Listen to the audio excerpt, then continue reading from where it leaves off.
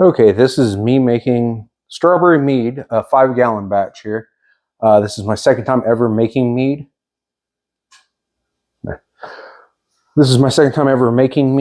I thought I did four batches of 1-gallon meads, and they all turned out really well. They're all still aging, but they taste great. So I thought I'd go ahead and do a 5-gallon batch of the strawberry. So to start with, I have 15 pounds of Goldenrod Honey. It's local raw honey. Let's see. I'm going to be using Pectic Enzyme to help break it down so it doesn't get too bad in there. When I made it before, it got really dark, really cloudy. I had to use quite a bit of it to get it to clear up before, but that was after fermenting. If you use it before fermenting, then it's not supposed to take as long.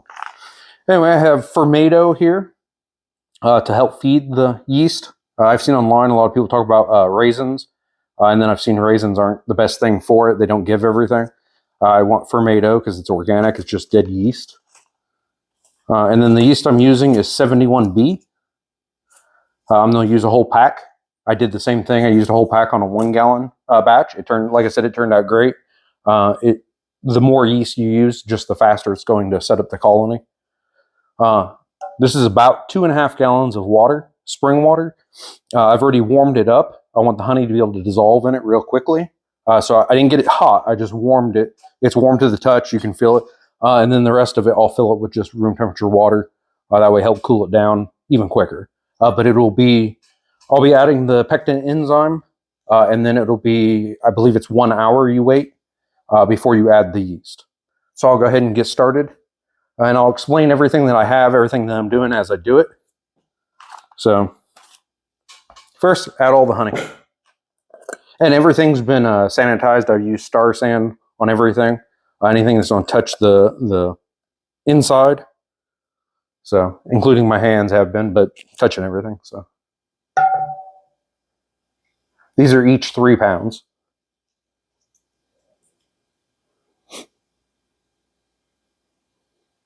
When I did this, I used 3 pounds for the 1 gallon plus the strawberries, both during fermentation and during secondary.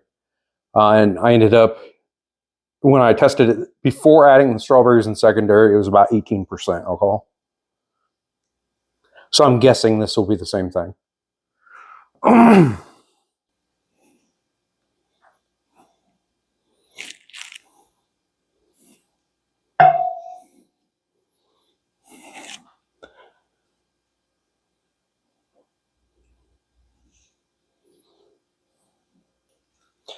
And here's number 5. By the way, this is a 6.5 gallon container here. And I'll show you guys the level of honey once this is completely done. It looks like a ton, but the yeast will eat it up and convert it to alcohol. So, all right. So that's about 15 pounds of honey.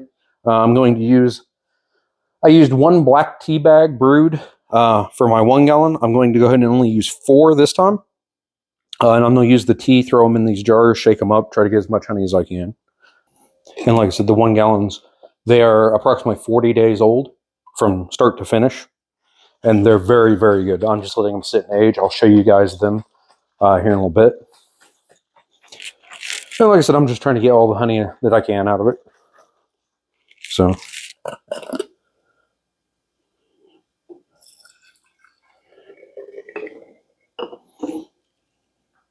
And this is just black tea. There's nothing else in it.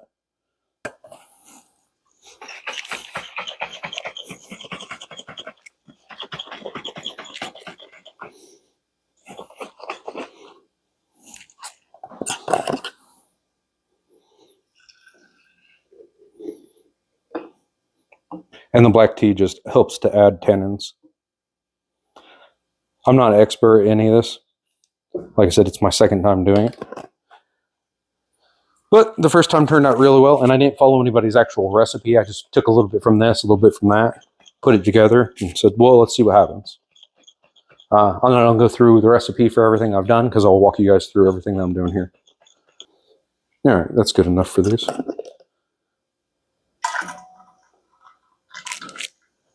And I use spring water to brew the tea, same water that's in here. So.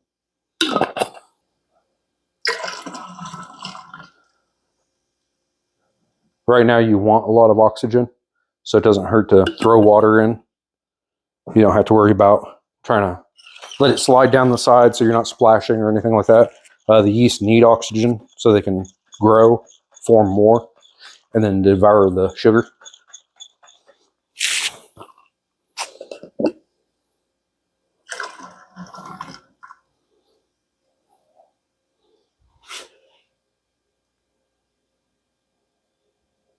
And like I said, that is a 6.5 gallon fermenter.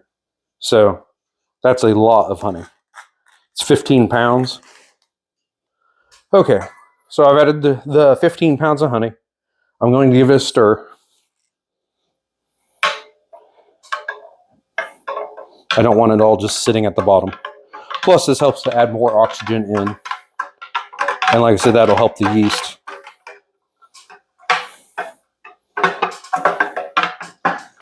Looks like dirty water. Oh, yeah. I need to get my hydrometer out. Before you add your yeast, you want to take a measurement. But I'm a little ways away from it.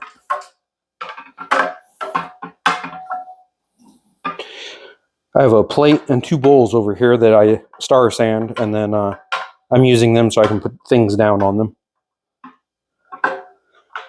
That way everything's good and clean. I'm not infecting my batch. That's probably good.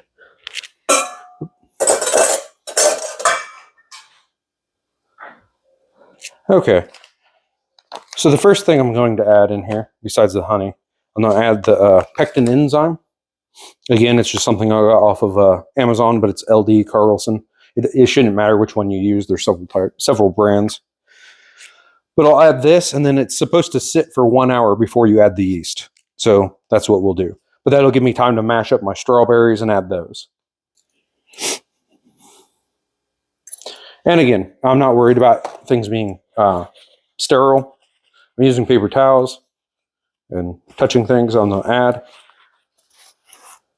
It'll still work fine.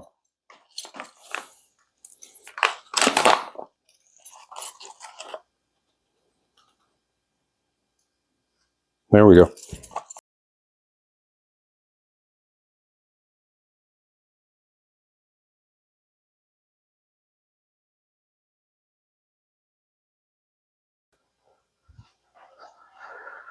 Okay, so it's been about an hour now since the time I put in the pectin enzyme. So I should be good to add the yeast. Before I do that, I'm going to go ahead and add the Fermaid O though. So I put this on here just to make sure dust and anything like that wouldn't just go into it. And I'll go over all that too.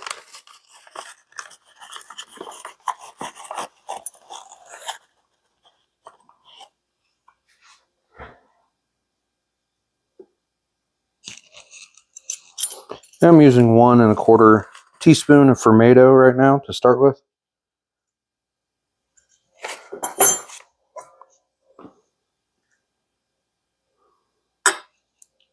This is already nice and red from all the strawberries. But it won't stay that way. As the yeast eats the sugar up and makes alcohol, it'll change. When I did this before, it looked really like gray, dirty water. So I'm expecting it to be about the same thing. I guess I should have maybe added this before putting in the strawberries, but first time doing it this way.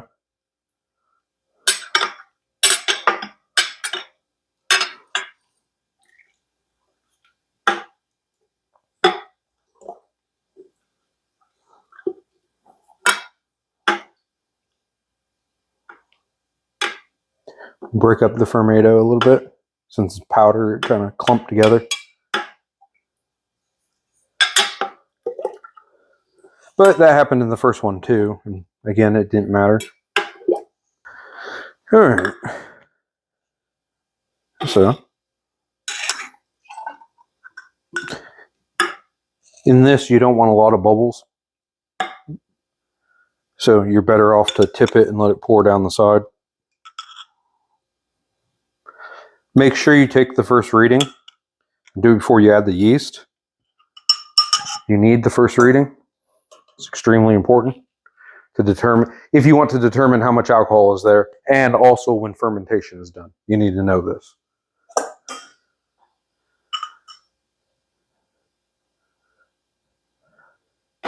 Let that go for a moment. I want to record my gravity. I would figure with all the strawberry juice and the amount of honey, it would be a little higher. Let's see, my first time doing this with the 1 gallon, my starting gravity was 1.142. So not too much difference, a little. So that's the difference, let's see, from here to here. That's quite a bit of a difference. I'm not going to expect this one to get nearly as strong. It just doesn't have the amount of sugar in it for per gallon, I guess. A little weird. But that's okay. Like I said, the first strawberry was stronger than what I really was aiming for anyway. 1.142 was the starting gravity on it, and it finished out to 0.999. So it was just over 18% alcohol. But then I added things to it, so that dropped it some. So this won't be nearly as strong starting off, and then I'll probably add to it a little bit. I definitely will need to add more water to it because this is only really about 3 gallons of water. Once the bag comes out, then I will add water to it. Strawberry, I'll juice strawberry and add it to it in secondary. That'll drop the alcohol level a little bit. But again, as long as it's enough alcohol in it and it tastes good, the biggest thing to me is the taste.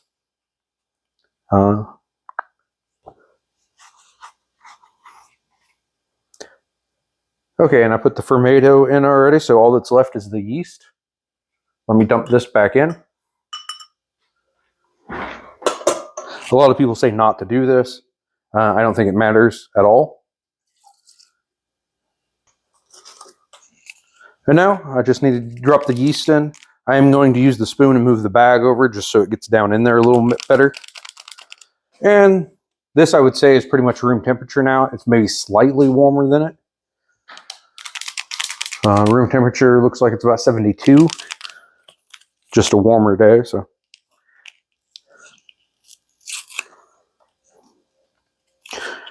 A lot of people say to drop this in a little bit of must, get the must in a bowl, drop it in, let it feed like that a little bit to begin with. I just drop it right in. I had great results with every batch I did starting out, so we'll see what happens.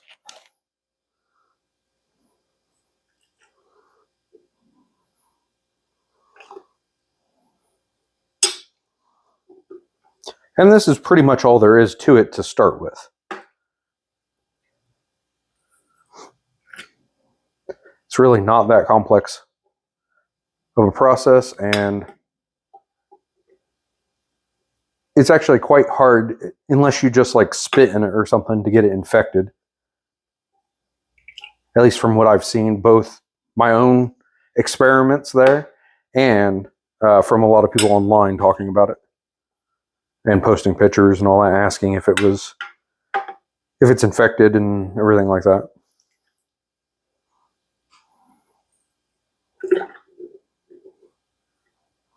And I'm just going to give it a good stir up, mix up, try to make sure that yeast gets down in there. So like this, there's a bunch of yeast clinging together up here, floating. I want to try to make sure it gets down in there so it's not left up here on top of the bag where it barely has any liquid to feed on.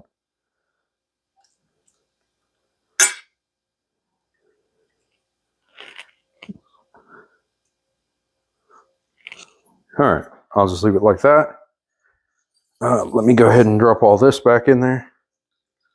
The little bits of juice, the all that. For mashing the berries.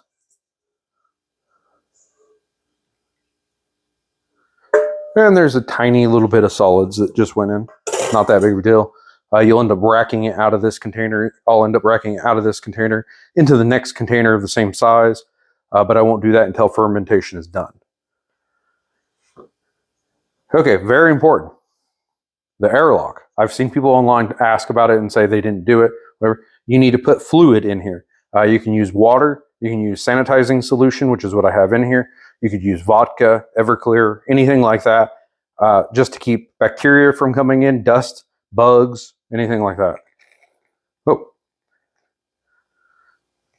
that's just air coming out. I just wasn't expecting it. So I got a nice tight seal. So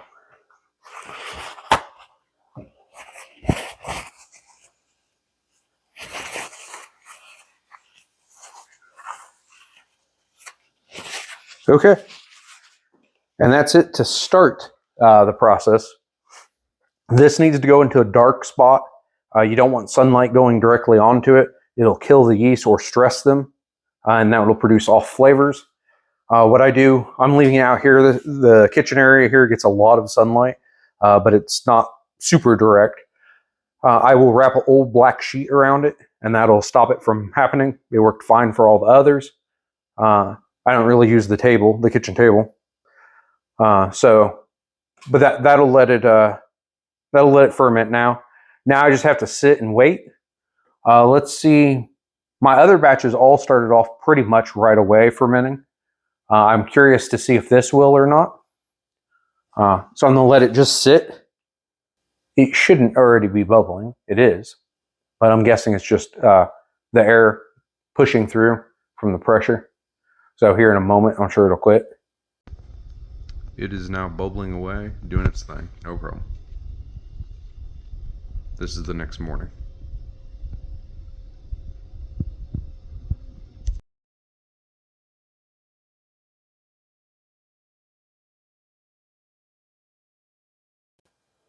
Okay, these are my 1 gallon meads.